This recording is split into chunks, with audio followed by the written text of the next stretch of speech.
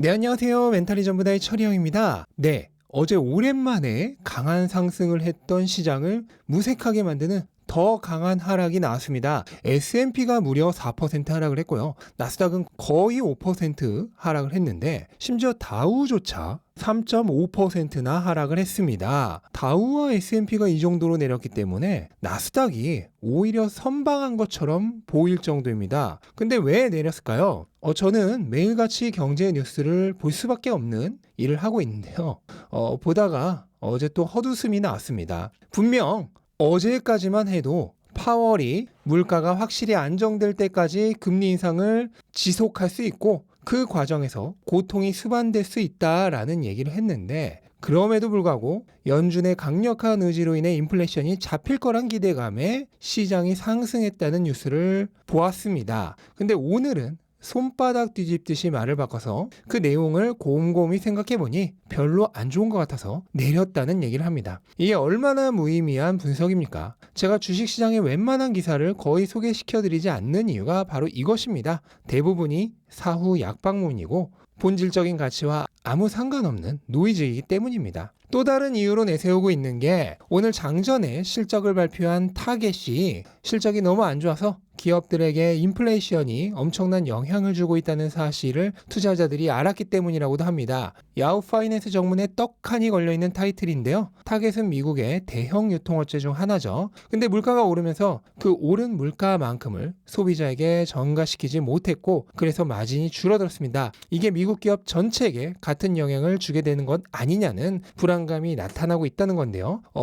너무 당연한 거죠. 이거 모르는 사람이 어디 있습니까? 저 역시 몇 달 전부터 수차례 말씀드렸죠. 비용 상승을 소비자에게 전가시킬 수 있는 경제적 해자를 가진 기업만이 마진을 지킬 수 있을 거라고요. 심지어 나스닥이 3% 오른 어제는 타겟보다 4배가 넘게 큰 월마트가 실적 발표를 하고 폭락을 했었습니다. 그러면 이것도 어제까지는 괜찮아 보이다 오늘 다시 생각해보니 역시 안 좋은 것 같아서 내린 건가요? 네, 다 무의미한 얘기죠. 그리고 시장이 얼마나 비이성적으로 움직이고 있는 것인지도 깨달아야만 합니다. 하루하루의 뉴스와 그에 따른 시장의 등락은 무의미합니다. 이 얘기를 아무리 열심히 해도 결국 공연불이지만 그래도 한 번 더 해봅니다. 추세는 아직 바뀌지 않았다고 봐야죠. 여러 차례 말씀드렸듯 내일부터 짜잔하고 팬데믹 때처럼 V자 반등을 할 가능성은 거의 없습니다. 금리도 금리지만 러시아의 전쟁이 끝나야 하고 중국도 제로 코비드 정책을 완전히 철회해야 합니다. 근데 이게 빠르게 될 문제가 아니잖아요. 그렇다면 당분간은 시장의 회복이 어려울 수 있습니다.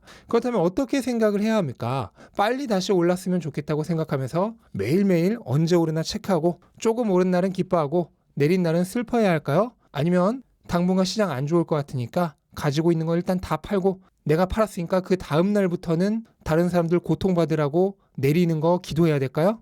당연히 그 어떤 것도 별로 좋은 모습이 아니죠. 애플, 아마존, 테슬라, 비트코인 여러분이 알고 있는 모든 성공한 자산들은 수없이 많은 하락장을 견디고 성장해온 자산들입니다.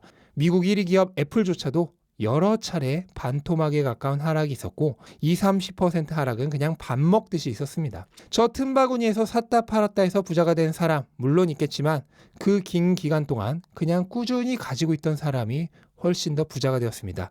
왜 그런가요? 화폐 가치는 하락하고 좋은 자산의 가격은 계속 오르기 때문입니다. 그리고 샀다 팔았다 하면서 세금 내고 수수료 내는 것보다 그냥 꾸준히 가지고 있는 게 복리의 힘을 가장 극대화시킬 수 있는 방법이기 때문입니다. 아마 이 얘기를 해도 잘 이해가 되지 않으신 분들이 많으실 겁니다. 근데 저도 잘 압니다. 저는 제 영상을 보시는 분이 100분 계시면 그중 한 분 정도만 이해를 해주셔도 충분하다는 생각으로 유튜브를 하고 있습니다. 그래서 굳이 누군가를 설득하려는 생각도 하지 않습니다.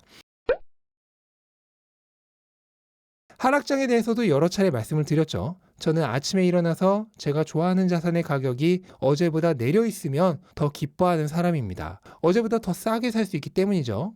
근데 이미 많이 가지고 계시잖아요. 가지고 있는 게 내리는 건 어떡해요? 상관이 없습니다. 장기적인 가격은 결국 가치에 수렴하게 되어 있어요. 지금 당장 이미 가지고 있는 자산이 내리던 말던 새로 사는 걸 더 싸게 살 수 있다면 더 좋은 겁니다. 제 구독자분들은 대부분 젊으신 분들이 많습니다. 그러면 젊고 지금부터 자산을 계속 모아가야 하시는 분들이라면 오히려 이번 약세장이 빨리 끝나지 않기를 바라시는 편이 좋아요. 아직 좋은 자산을 별로 모으지도 못한 상태에서 가격이 빨리 급등해 버린다면 부자가 되는 길이 빨라지는 게 아니라 오히려 멀어져 버리는 겁니다. 아직 기차에 짐을 다 싣지도 못했는데 기차가 출발해 버리면 좋은 게 아니잖아요. 반면 약세장이 길어져서 앞으로 2년, 3년 기회를 준다고 생각해 보십시오. 그 기간 동안 열심히 돈 벌어서 열심히 자산으로 전환해 보세요. 나중에 강세장이 다시 왔을 때 긴 시간 동안 모아둔 자산의 가격이 한 번에 폭발합니다. 그때가 오히려 더 빠르게 부자가 될 수 있는 길이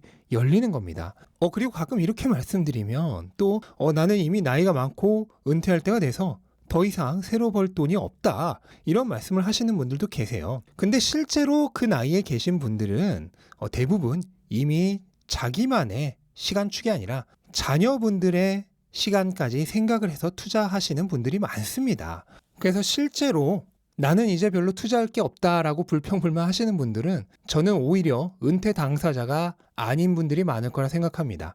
은퇴하는 나이에도 이렇게 깨어있는 투자를 하시는 분들은 대부분 자녀분들의 시간축까지 생각을 해서 투자를 하시는 분들이 훨씬 많기 때문이죠. 제가 어제 쇼츠로도 잠깐 올렸지만 오늘 누구 만나지에서 주최한 신희은 작가님의 가장 빠르게 젊은 부자 되는 법 강연에서 신 작가님이 그동안 만나오신 수십 분의 젊은 부자들의 노하우를 말씀해 주셨는데요. 결국 대부분 비슷한 선택을 해왔다는 걸 알 수 있었습니다. 그리고 거기까지 발걸음 해주신 분들의 자산 계획이나 투자 현황에 대해서도 들을 기회가 있었는데요. 역시나 마인드 자체가 다른 분들이란 걸 알 수 있었습니다. 대부분의 사람들은 시장이 안 좋다고 좌절하고 화만 내고 있을 때, 누군가를 탓하고 있을 때, 성공하는 길을 걷고 있는 사람들은 오히려 더 열심히 공부하고 더 열심히 투자의 기회를 찾고 있는 모습을 볼 수 있었습니다. 저는 완전히 다른 이 두 부류의 사람들의 미래가 어떻게 차이가 나게 될지 예언은 할 수 없지만 최소한 예측은 할 수 있습니다. 왜냐하면 성공적인 삶을 쟁취하는 사람의 모습은 대부분 비슷하니까요. 저는 이 영상을 보시는 여러분들의 대다수가 부디 후자 쪽이었으면 하는 바람을 가지고 있습니다. 그렇다면 앞으로도 제 얘기가 어느 정도는 도움이 되실 수 있을 겁니다. 하지만 전자에 가까우신 분들이라면 더 이상 제 얘기는 도움이 안 되실 겁니다. 그런 분들은 오래 기다리실 거 없이 그냥 지금 당장 떠나시는 편을 추천드립니다. 항상 긍정적이고 원하는 것에 집중하고 미래지향적이고 쉽게 좌절하거나 포기하지 않으며 생각에 그치는 게 아니라 실행할 줄 알고 신념을 오랜 시간 유지하실 수 있는 성공 예약자분들과 앞으로도 좋은 인연을 계속 이어나가고 싶고요. 분명 서로 긍정적인 영향을 줄 수 있는 많은 기회가 앞으로도 있을 겁니다. 네, 이것으로 오늘 영상은 마치도록 하겠습니다. 영상 도움되셨다면 구독과 좋아요 부탁드리고 즐거운 하루 되시기 바랍니다. 감사합니다.